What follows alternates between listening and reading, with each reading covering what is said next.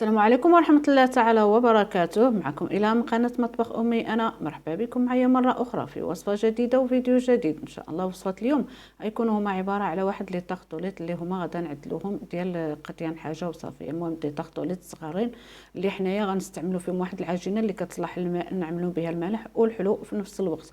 كذلك هنايا غادا نعتمدوش على القوالب مثلا ديال لي طاغطوليط، حنا غنعتمدوا على واحد المول واحد به غنعدلوا هاد لي طاغطوليط ديالنا. ما غنطولش عليكم وندوز باش نعطيكم العجين، المقادير ديال العجينه هي الاولى، ومن بعد عاد ندوزو للحشوات اللي غنعدلو. هنايا في هذا الاناء عندي انا نقولوا بسم الله اولا، ونقول لكم هنا عندي 300 غرام ديال الدقيق اللي غنضيف عليها معلقه كبيره ديال السكر، غنضيف عليها 4 معالق صغيره ديال الملح، وغنضيف ليها كذلك ملي غنقوم بالخلط ديال هذا الدقيق مع الملح والسكر غنضيف 150 غرام ديال الزبده. هنا ضفت 150 غرام الزبده اللي هي نباتيه مارغرين.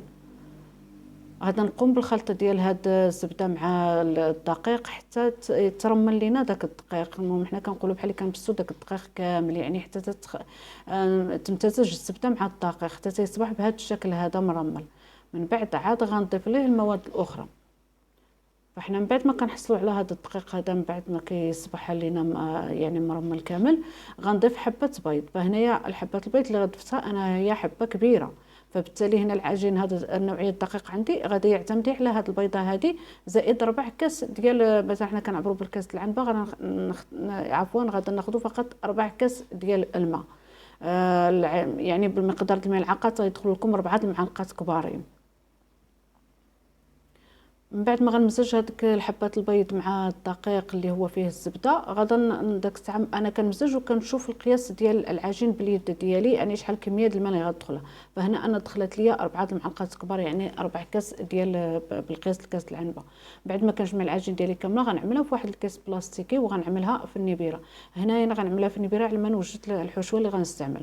فهاد العجين اللي عطيتكم انا راه كيف ما قلت لكم كتستعملوا بها الملح والحلو في نفس الوقت، فهي واحد العجينه كتجي زوينه بزاف. هاد لي طاغطوليط ديالها كيجي حتى المذاق ديالهم مزيون بزاف.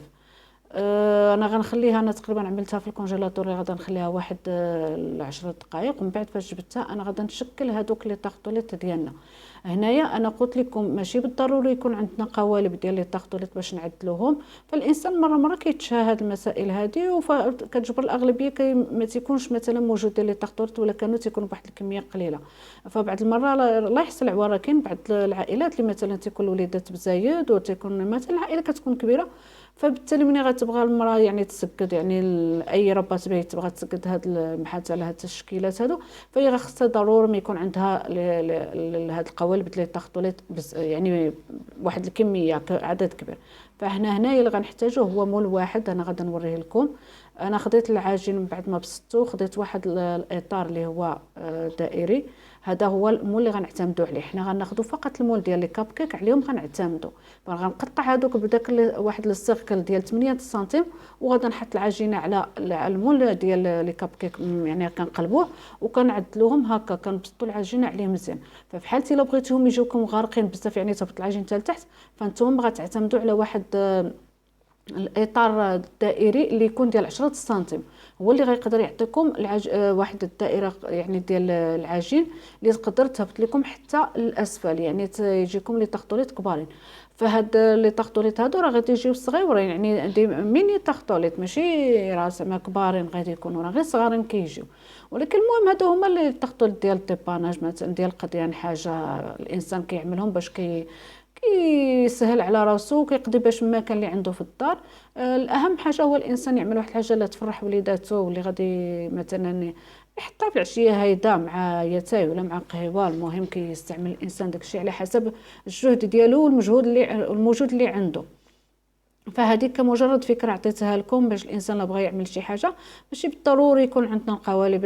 من الاحسن نعتمدوا على الاشياء اللي هي موجوده عندنا في الدار وصافي. يعني الانسان ضروري يفكر في يعني واحد الفكرات اللي غتسلكوه هو ماشي. غادا ندوزو بالنسبه للحشوه. انا هاد الحشوه اللي عملت يعني كاقتراح، وانتم ممكن تعملوا اي حشوه بغيتو. فانا عملت الحشوه عملتها واحد بطريقه بسيطه جدا. فانا في واحد المقلاة عملت تقريبا 3 معالق كبار ديال الزيت مع واحد الرشه د الملح. وغادا ناخذ بصله وحده يعني كبيره اللي قطعتها قطع صغيره، غادا نخليها تشحر في الزيت. وغنضيف ليها واحد القبصه كذلك ديال فلفل اسود. غنخليو البصل ديالنا كيتشحر حتى من حتى تهبط البصل مزيان. يعني بغيتو تحمروها كتحمروها، بغيتو تخليوها حتى تهبط صافي، لان حنا مازال غنخلطوها مع مواد اخرى. فانا هنايا الحشوه اللي غادا نعتمد عليها، غنعتمد على الحشوه ديال لي زيبيناغ ديال لي سبيناك، السبانخ والبصل صافي. غنضيفوا له الاضافه ديال البيض اللي هو غادا ناخذوه ونقليوه فقط. يعني نطربوا البيضات هيدا وغنقليوهم ونضيفوهم. انا مثلا العمليه ديال هذا البيض ما عملتهاش في الفيديو، انا فقط غنقولها لكم هيدا وصافي. ملي غادا تشحر ليا البصل في نفس المقله غنضيف هنايا باش نعمل لي زيبينا، غنعملهم بزيت العود. فانا غنضيف كذلك واحد 4 معالق ديال زيت العود مع رشه ديال الملح، وغنحط الصبانخ ديالنا. بالنسبه للصبانخ كتضيفوا الكميه اللي بغيتو. ما كانوش هاد السبيناك يعني الصبانخ وبغيتو تستعملوا شي حشوه اخرى كيبقى الاختيار ديالكم. ممكن تعملوا فقط غير البصل تشحروه مع واحد الفليفله هيدا وتعملوا داك البيض مقلي عليها هيدا. انا هنايا فاش من بعد فاش حضرت هاد الصبانخ انا عملت غير كميه قليله. فإلا كتعمر لكم واحد الحبه تقريبا 12 حبه ديال لي طاغطوليط كتعمر لكم هاد الكميه هذه. هادو هما لي طاغطوليط، راه ما تيجيوش زعما شي حاجه اللي هي المهم ما كيجيوش شي حاجه اللي زعما كاينه اللي هي المهم خارجه الوصف، ولكن المهم دي طاغطوليط ديال طيباناج. انا قلت لكم في النوب الاولى هما هي ديال القضيان غرض هادو لي طاغطوليط. اهم حاجه انه نعمل واحد الحاجه اللي هي نقدروا نفرحوا بها الوليدات اللي عندنا في الدار وصافي.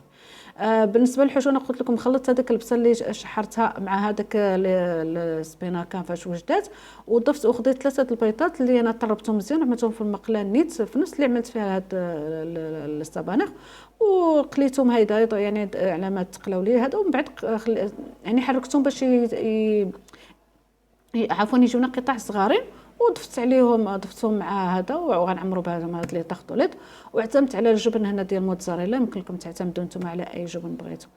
الا كنتم مازال ما اشتركتوا في القناه كنتمنى انكم تشتركوا في القناه بتفعيل الجرس والضغط على زر الاشتراك وتفعيل الجرس باش توصلكم وصفات جديده. كذلك فحالتي عجبتكم الوصفه كنتمنى انكم تدعموني باللايك وتبارطاجوا مع الاصدقاء ديالكم. هادو هما لي طاغطوليط ديالنا مالحين وحلوين. انا خديت الكميه كبيره عمرتها بالملح، وخديت وحدين تقريبا ما بين 6 ولا 7 هذوك اللي عمرتهم بالحلو.